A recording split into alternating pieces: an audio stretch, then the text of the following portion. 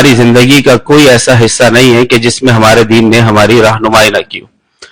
ہر مقام پر اللہ اس کے رسول ہمارے لیے رہنمائی کے طور پر موجود ہیں۔ نظریاتی طور پر ہمیں بڑا ہی کمزور کیا جا رہا ہے۔ طرح طرح کے جملے ایسے مکھن میں، شیرے میں، شہد میں لپیٹ کر زہریلے ہمارے دماغوں میں ڈالے جاتے ہیں، اور ہم چونکہ دین سے تھوڑا شغف اب کم رکھنے لگے ہیں، دینی تعلیم سے ہم دور ہوتے ہیں، تو یہ بآسانی ہمارے ذہنوں میں جڑ پکڑ جاتے ہیں۔ جیسے کہ کہہ دیا جاتا ہے بھئی فلاں چیز جو ہے اس کا دین سے تعلق نہیں ہے، مذہب سے تعلق نہیں ہے، مذہب کو اس چیز سے دور رکھنا چاہیے، لہذا مذہب الگ ہے اور یہ چیز الگ ہے۔ یہ بات اپنے ذہن سے بالکل نکال دیجئے کہ مسلمان کی زندگی کا کوئی ایک گوشہ، کوئی شعبہ ہو جسے دین کہے کہ ہاں بھئی یہاں میری تعلیمات نہیں ہیں، یہاں دل چاہے جو چاہے کرو، ایسا ہرگز نہیں ہے۔ بلکہ اللہ تعالیٰ نے قرآن مجید سورہ بقرہ آیت نمبر 208 میں ارشاد فرمایا، یا ایھا الذین آمنوا ادخلوا فی السلم کافہ، اے ایمان والو دین میں مکمل داخل ہو جاؤ۔ مطلب صبح سے لے کر شام، چاہے تمہارا انفرادی معاملہ ہو، اجتماعی معاملہ ہو، یا تمہاری ملکی سطح کا معاملہ ہو، یا بین الاقوامی معاملہ ہو، ہر معاملے میں دین کی تعلیم کو فالو کرو، اس کے متبع بن جاؤ، دین میں مکمل داخل ہو جاؤ۔ اور پھر آگے اللہ نے فرمایا وَلَا تَتَّبِعُوا خُطُوَاتِ الشَّيْطَانِ إِنَّهُ لَكُمْ عَدُوٌّ مُبِينٌ، اور فرمایا شیطان کے قدموں پر نہ چلنا، شیطان کے طریقے پر مت چلنا، یہ تمہارا کھلا دشمن ہے۔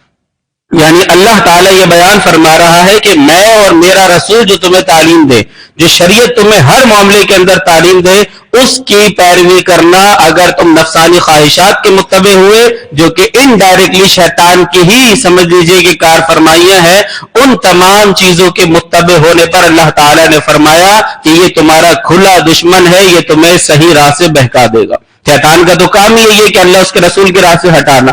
تو اب یہاں جب ہم انتخاب کی بات کریں، ووٹ کی بات کریں، سیاست کی بات کریں، تو یہاں پر کہہ دیا جاتا ہے کہ بھائی یہ مولانا لوگوں کا کام نہیں ہے، یہ مذہب الگ ہے، سیاست الگ ہے، مسجد الگ ہے، سیاست الگ ہے، لہذا مساجد کے اندر سیاست کو داخل نہیں کرنا چاہیے۔ چلے مان لیتے ہیں سیاست کو داخل نہیں کرتے مسجد میں، آپ جو آٹا کھا رہے ہیں وہی میں آٹا کھا رہا ہوں، آپ جو گاڑی میں پیٹرول ڈلوا رہے ہیں وہی پیٹرول میں ڈلوا رہا ہوں، آپ جو بجلی کا بل بھر رہے ہیں اسی ریٹ پر بجلی کا بل میں بھی بھر رہا ہوں۔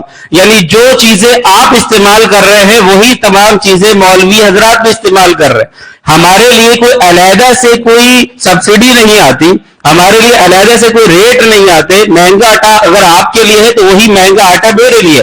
اب اگر آپ چاہتے ہیں کہ بھئی نظام تبدیل ہونا چاہیے، تو پھر اگر یہی بات اگر مولوی حضرات چاہیں کہ بھئی نظام تبدیل ہونا چاہیے، مہنگائی بہت زیادہ ہو گئی، تو اس میں سیاست کا مولوی سے دور ہونا یہ کیسے ثابت ہو سکتا ہے؟ ہر ایک بندہ نظام کی تبدیلی کی بات کرتا ہے، ہر ایک بندہ نظام کی بہتری کی بات کرتا ہے، تو ایک مذہبی بندہ اگر کہہ دے تو کہا جاتا ہے کہ بھئی آپ سیاست سے دور رہے، تو کیا مطلب مذہبی افراد روٹی نہیں کھاتے؟ کیا مذہبی افراد کو بجلی کی ضرورت نہیں ہوتی؟ کیا مذہبی افراد جو ہے وہ دنیا میں جو پاکستان کے اندر جتنی بھی وسائل ہیں ان چیزوں سے محظوظ اور ان کو استعمال نہیں کرتے؟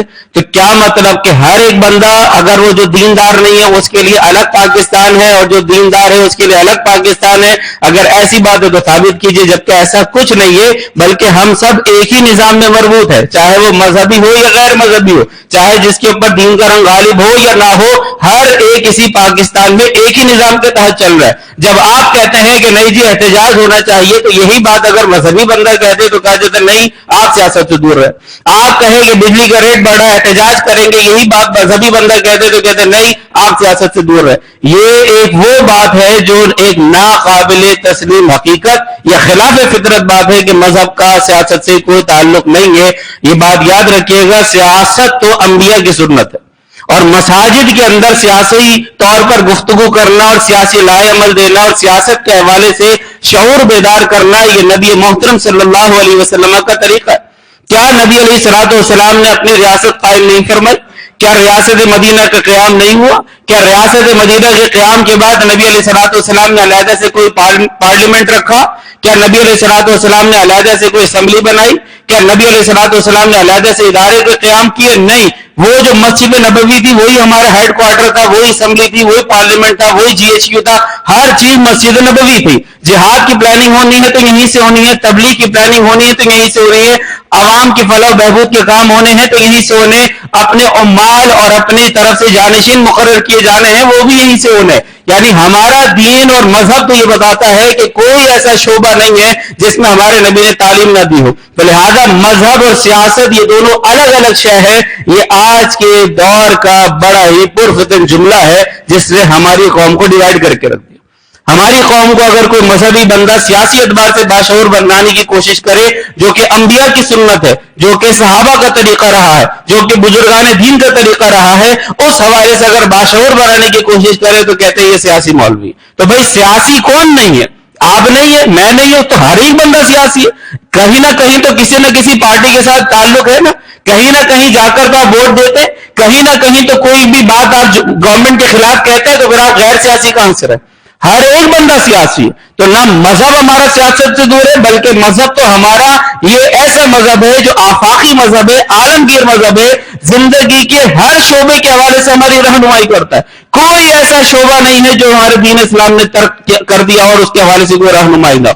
سیاست کے حوالے سے بھی ہمارے دین کی مکمل رہنمائی موجود ہے. تو یہ بات یاد رکھیے گا، سیاست کوئی مذہب سے جدا شے نہیں ہے. دوسری بات، یہ جو آپ ووٹ دینا سمجھتے ہیں، اور میں اور آپ اس کو یہ سمجھتے ہیں کہ یہ دنیاوی اقتدار کے حصول کا ایک طریقہ ہے کہ بھئی جس کے ووٹ زیادہ پڑتے ہیں اس کو اقتدار مل جاتا ہے، اور ہم اس کو اسی حد تک لیتے ہیں.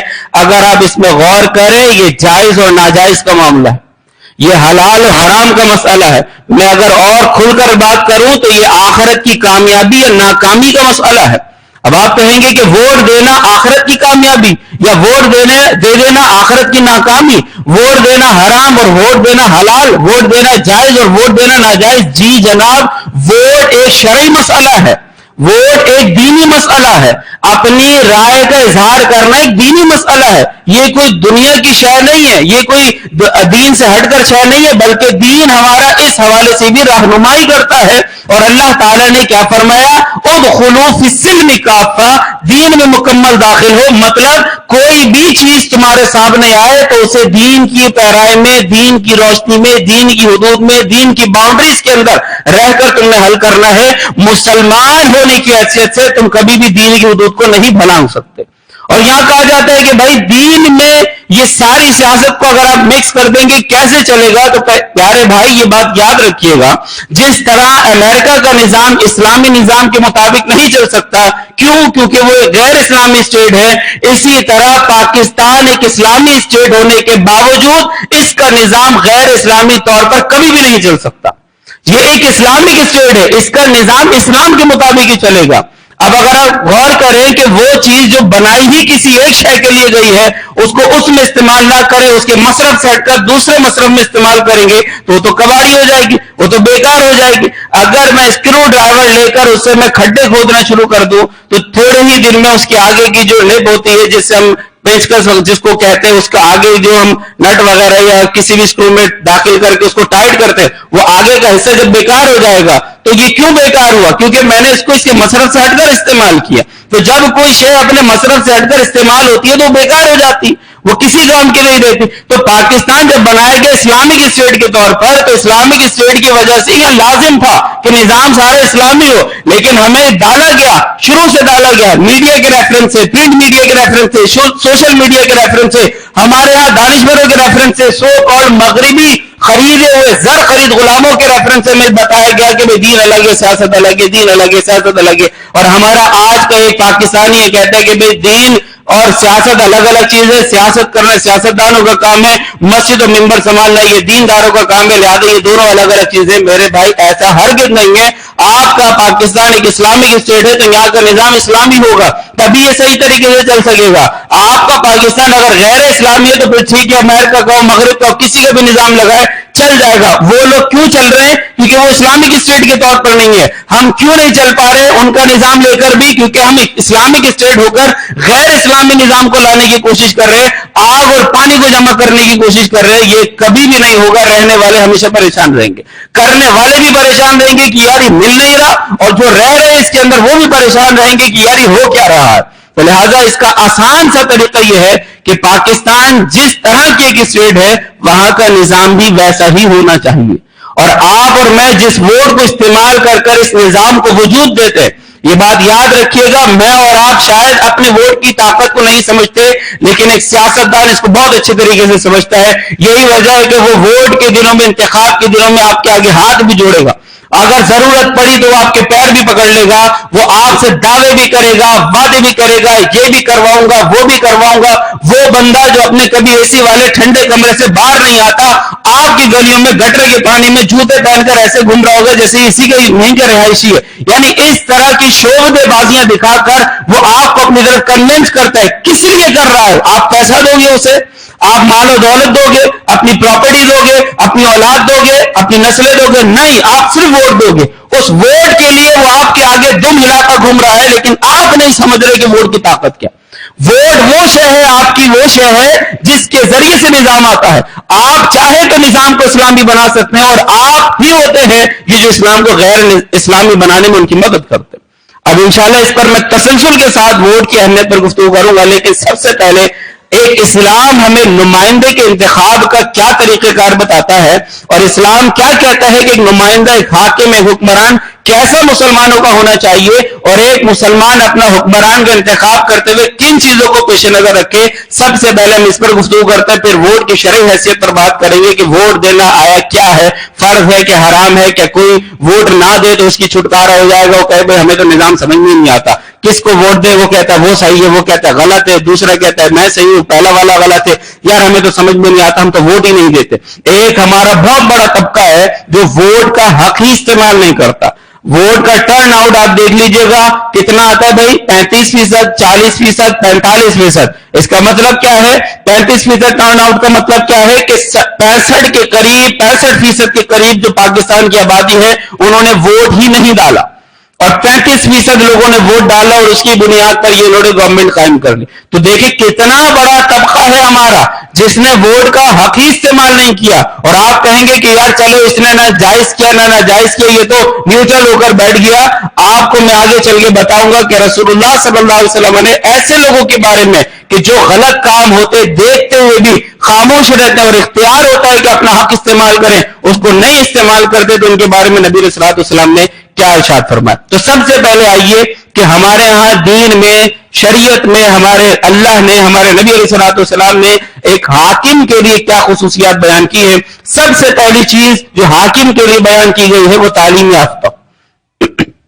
تعلیم یافتہ ہو سے مراد دینی اور دنیاوی دونوں تعلیم ہونی چاہیے اس کے پاس.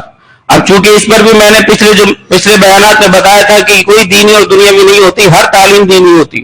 ہر وہ تعلیم جو آپ کو اللہ کے قریب کرے وہ دینی تعلیم ہے، چاہے وہ بایو ہو، کیمسٹری ہو، فزکس ہو، کوئی بھی تعلیم ہو. اور ہر وہ تعلیم جو آپ کو اللہ سے دور کر دے تو یہ فتنہ ہے، آزمائش ہے، چاہے وہ قرآن پڑھنا ہی کیوں نہ ہو، چاہے وہ حدیث کی تعلیم لینا ہی کیوں نہ ہو. کیونکہ جب آپ کو اللہ اس کے رسول سے ہی دور کر رہے تو پھر یہ اصلاً آپ جو یہ تعلیم لے رہے ہیں یہ علم نافع نہیں ہے. علم نافع ہوتا تو اللہ کے قریب کرتا.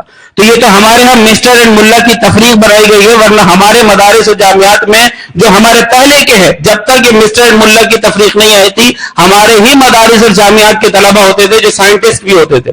ورنہ اگر آپ کو نہیں معلوم تو آئیے میں آپ کو بتاتا ہوں. ہدایت الحکمہ نامی ایک کتاب ہے فلسفے کی، ہمارے یہاں درس نظامی کے نصاب میں داخل ہے. امام ابہری رحمۃ اللہ تعالی علیہ، یہ ان کی لکھی ہوئی کتاب ہے. آج سے تقریباً یہ 700-800 سال پرانے بزرگ ہیں گے. اس وقت مسٹر اینڈ ملا کی کوئی تفریق نہیں تھی، جو بھی نصاب تھا وہ سب مدرسے کے اندر تھا. آپ ان کی سیرت میں جا کر پڑھ لیجئے گا، اس وقت کے سائنسدان بھی تھے. ایک عالم دین ہونے کے ساتھ ساتھ اس وقت کے سائنسدان تھے، ایسٹرونومسٹ تھے، ماہر فلکیات تھے. وہ یعنی چاند، سورج اور ستاروں کی گردش کا بہترین علم رکھتے تھے. کئی ایجادات جو سائنسی ایجادات آج جو لوگ اس کو اپڈیٹ کر کے اپنے نام سے لگاتے ہیں، اصل ایجادات میں ان کا ہاتھ تھا. ہمارے علماء کا کام تھا یہ سارے کام کرنا، لیکن چونکہ مسٹر ملا کی تفریق کر دی گئی، تمہیں یہ شعبہ دے دیا اور انہوں نے وہ شعبے لے لیا، اور ہماری عوام نے اس کو ایکسپٹ بھی کر لیا. جس طرح سیاست اور مذہب کو الگ کر دیا، اسی طرح دینی اور دنیاوی تعلیم کو بھی ہم نے الگ الگ کر دیا. خیر، عصری علوم یعنی جو ہمارے یہاں مروجہ تعلیم ہے وہ اور دینی تعلیم کا قابل ترین انسان ہونا چاہیے جس کو آپ اپنا حاکم بنا رہے ہیں.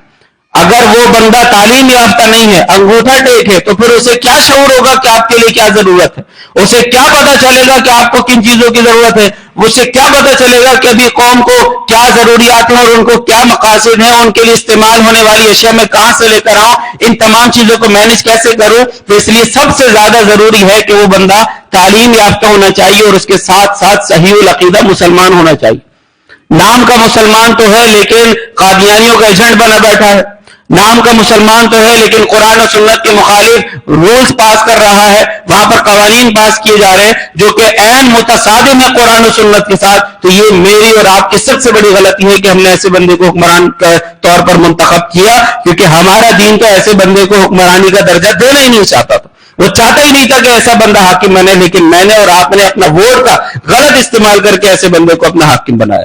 تو سب سے پہلی چیز یہ ہے کہ وہ تعلیم یافتہ ہو اور صحیح العقیدہ مسلمان ہو. دوسری چیز، دین کا مخلص ہونا چاہیے. اگر دین سے مخلص نہیں ہے تو پھر ہمیشہ یاد رکھیے گا کہ وہ پاکستان میں اپنے نام کے ساتھ مسلمان تو لگائے گا، صدر مملکت اسلامی جمہوریہ پاکستان تو کہے گا، وزیر اعظم اسلامی جمہوریہ پاکستان تو کہے گا، آرمی چیف اسلامی جمہوریہ پاکستان تو کہے گا، بڑے بڑے مناصب تو وہ اپنے لیے رکھے گا اسلامی جمہوریہ پاکستان کے، لیکن اسلام کے لیے کیا کرے گا؟